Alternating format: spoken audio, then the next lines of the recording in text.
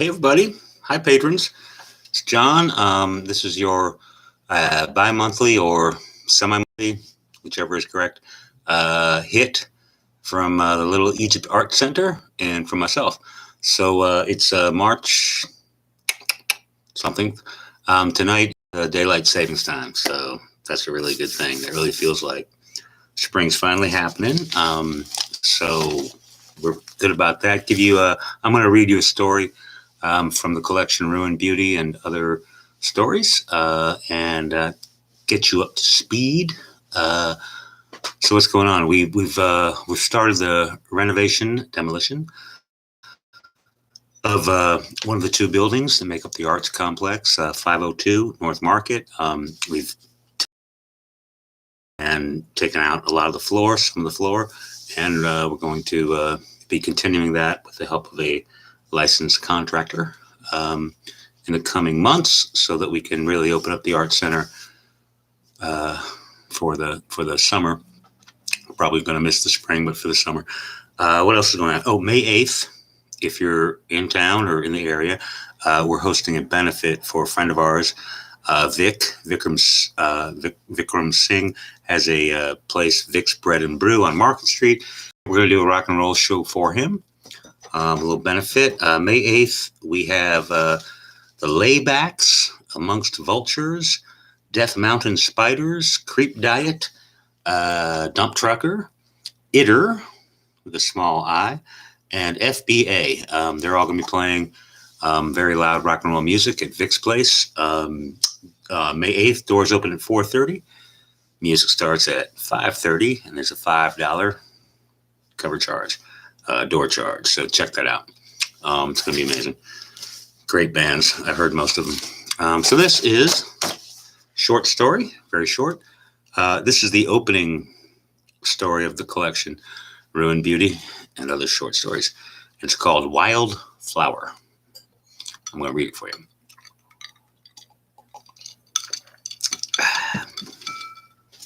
And because, I'm alone in my study, I'm going to smoke a cigarette while I do that.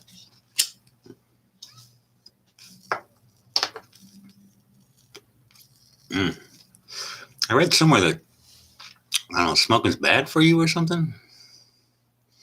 How is that possible? When it tastes so good. Okay, Wildflower. Ty was tired of it. Over and over and on, and how much could a body take? What's that short for? Tyrone? Tiberius? Laughter. Tyrannosaurus. It's just Ty. It's just what? He shouldn't have spoken. Shouldn't have given them an in. What was going to happen was going to happen, and there was no sense in helping it along. The older boys leaned in. The girl lit a cigarette and sucked in the smoke. They were alone in the church parking lot with everyone else inside the church, and no cars driving by, just the four of them in the world. Ty could hear the choir doing their holy, holy thing, so that meant church was right in the middle, and it would be another half hour or so before it ended and the priest let the people leave. The older boys, not that much older, really, were Sam Dreadlow and his friend from Evansville, Ethan. Not really Evansville, but close enough so it counted. Ethan was black and used the fact to scare white kids out here in the sticks. He just showed up, and people got nervous. Sam and Ethan were drunk on watermelon 99s, and it wasn't even noon. The girl wanted to be drunk with them, but they were more interested in messing with Ty than messing with her, so she smoked and waited and watched Ty suffer. He said it was just Ty. That was Ethan. Like a necktie? The girl laughed without finding it funny. It wasn't funny. Sam pushed Ty suddenly in the chest with his right hand fingers splayed out. Ty stood his ground, but rocked back a little. Ty was bigger than Sam, but Sam was older and mean. Sam knew how to fight and liked to do it whenever he had the opportunity. He'd fight guys he knew could beat him just to be fighting. He was only 17, but he had scars like an old man. His left cheek was smashed in, giving his face a weird, lopsided look, and someone had cut up his neck once, and he had just let it heal up by itself, no hospital or doctors. So it was red and gnarled and raised where it met his jaw. Lend me $5. Here it came. Here was the point. They weren't going to beat him up, just rob him. Ty stared down at the asphalt. Yeah, the girl. Hey! Sam shoved Ty again in the chest, this time harder, so Ty had to take a step back. He looked up from the ground into Sam's ruined face. I'll pay you back. Ethan had closed in on Ty's side and started going through Ty's pockets, feeling him up a bit as he did it. He pulled Ty's wallet out of the back pocket, and Sam took it, smiling. Ty had $30 on him, and it was gone into Sam's pocket, and the wallet was tossed down between them and lay at Ty's feet, empty. The girl laughed, and Sam popped Ty hard right in the face and laughed without any happiness or anything at all, and the three of them walked off. Ty wiped the blood from his nose and mouth with the back of his hand, which didn't do anything but get blood on his hand, so he used the front of his shirt. The choir inside the church was beautiful, full-voiced, singing something about Jesus and his love, and Ty bled and listened to them and wondered what the hell he was supposed to do now. He came in the back, catching the screen door behind him so it wouldn't slam, since his mother was still sleeping off Saturday night. Ty's mother was a beautician when she was working, which made sense, since she was a beauty. Everyone said so. She hadn't worked in a while, but she had gone to school for it and had a license or something like that, a piece of paper with a stamp and her full name on it on the wall in the kitchen. He sat on his bed in his room in the heat. The old box fan just blew the hot air on him. It didn't cool anything down. It was August. It was Southern Illinois, and it was hot. God, hot, and it would be all day unless the sky boiled over and it rained like the end of the world for a few minutes. Then the sun would come back and burn it all away like it never happened. He sat with his elbows on his knees and his head down, and you wouldn't know it looking at him, but he was going 1,000,000 miles an hour.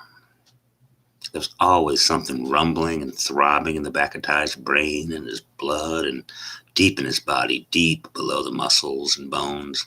Something that wasn't him. It was angry and wild, and Ty knew that whatever it was stronger than him. He had known that all his life. Ty and his mother lived on Ash between 4th and 5th out by the municipal ballpark next to old John Trover's place.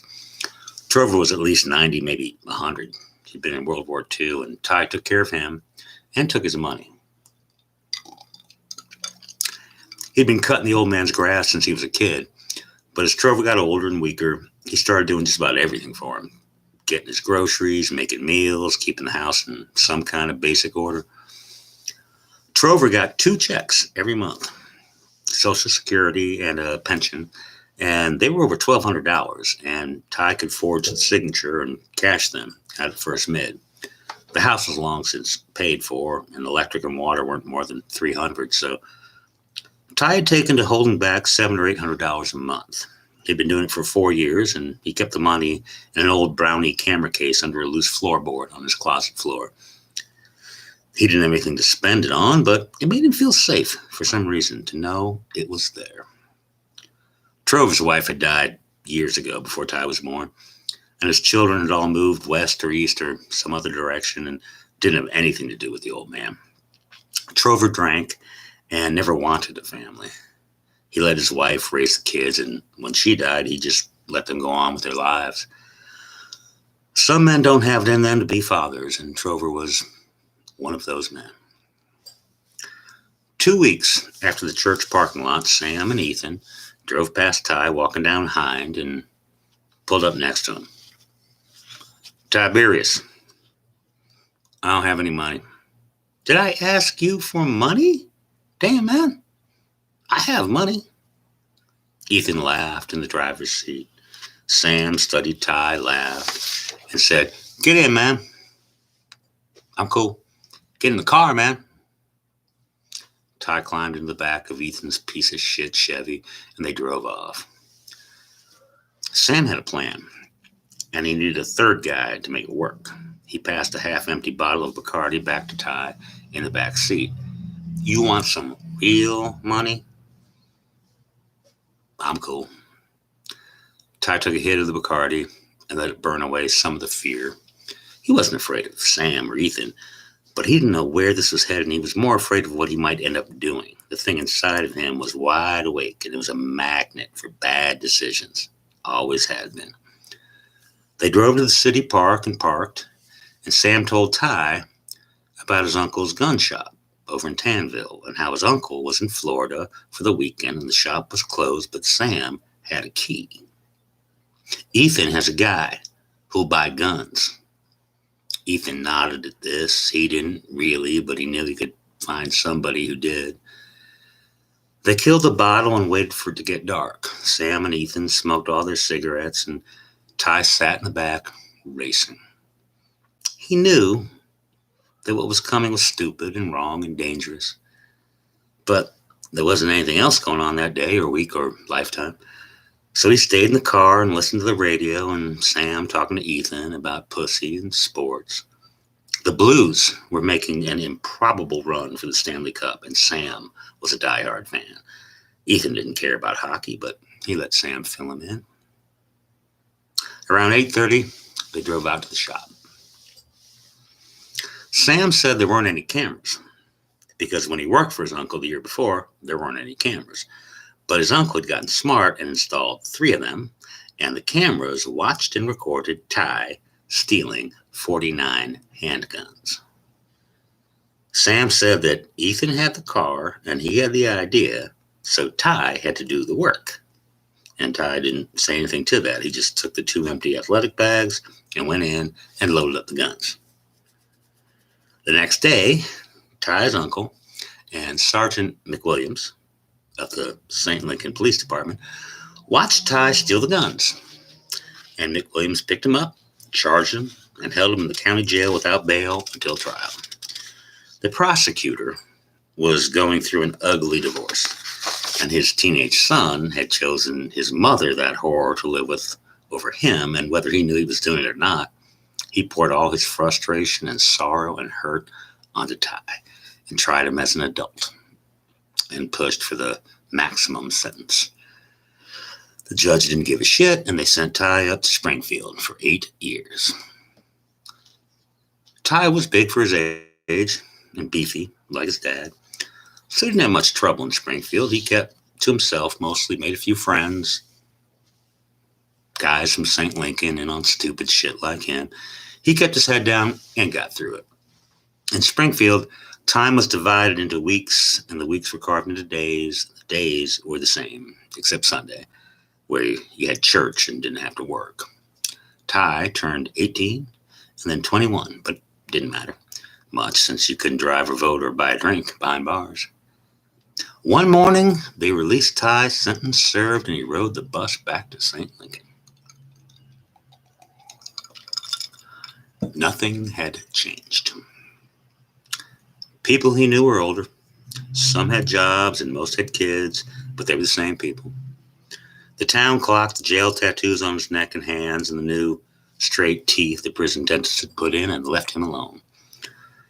His mother was gone off to Kentucky or somewhere. She had visited him when he first went up and sent him birthday and Christmas cards for a few years, but that had ended. A couple with kids had bought the house on Ash, and Ty stood on the sidewalk and looked at it, half wanting to walk in and introduce himself, half wanting to burn it to the ground. After a few minutes, the guy walked out and asked him what he wanted, and he didn't know. So he walked over to Trover's porch next door and sat down. Trover had died while Ty was inside, and the house had gone to the county and was slowly sinking into the earth. Ty got smart, went to the courthouse, and bought it at auction for $900. An entire house, front and backyard, $900. He slipped into his old bedroom window one night, got the cash from out of the closet floor. It was sitting there unknown and waiting, and paid cash for the place. He got on the line at the Toyota plant in Kingston and settled down and tried to live a life. He hooked up with a girl from the church parking lot, but neither of them remembered that.